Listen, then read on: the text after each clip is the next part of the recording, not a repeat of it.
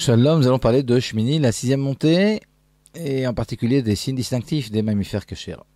La Torah, dans cette sixième montée de Parashat Shmini, énumère les signes distinctifs des mammifères autorisés à la consommation, puis ceux des poissons autorisés. Elle énumère le nom des oiseaux interdits, et puis ensuite elle passe aux insectes et puis aux reptiles. Les mammifères autorisés doivent répondre à trois critères. Ils doivent avoir tout d'abord un sabot fendu, puis celui-ci doit être remonté d'un ongle divisé en deux, et puis aussi ils doivent ruminer. La Chassidoute explique la signification de ces signes distinctifs. Sachant que les aliments que nous consommons se transforment en notre sang et en notre chair, il est impératif que leur spiritualité soit positive. Or, les signes des mammifères kashers énumérés par la Torah reflètent effectivement des aspects à imiter.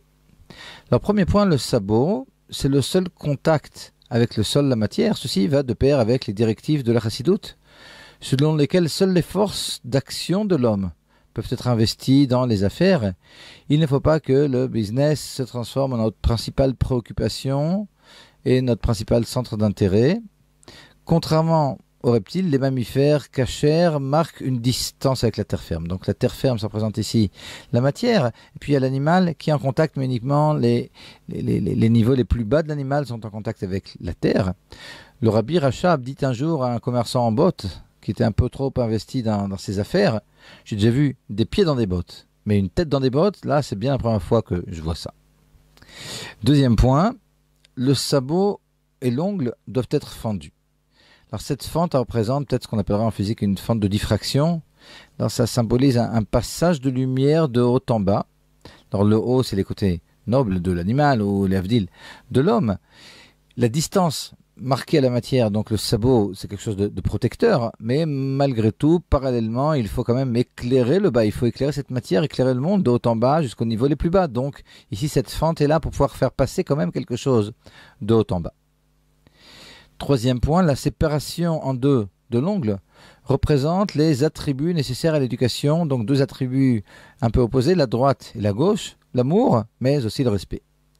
Uniquement ce mélange savant d'amour et de respect pourra permettre de rapprocher les Juifs à la Torah sans que celle-ci ne perde de sa valeur.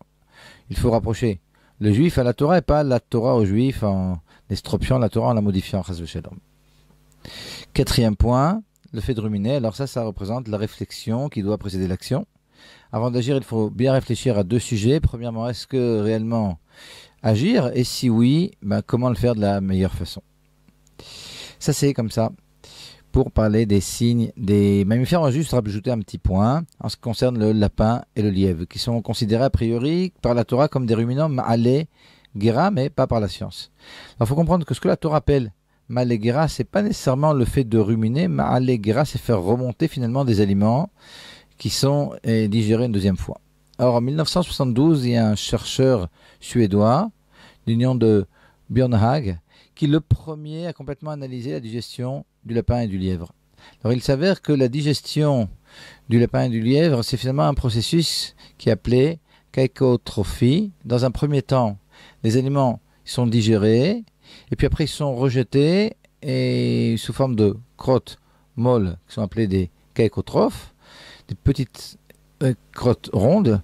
Celles-ci sont absorbées une deuxième fois par l'animal.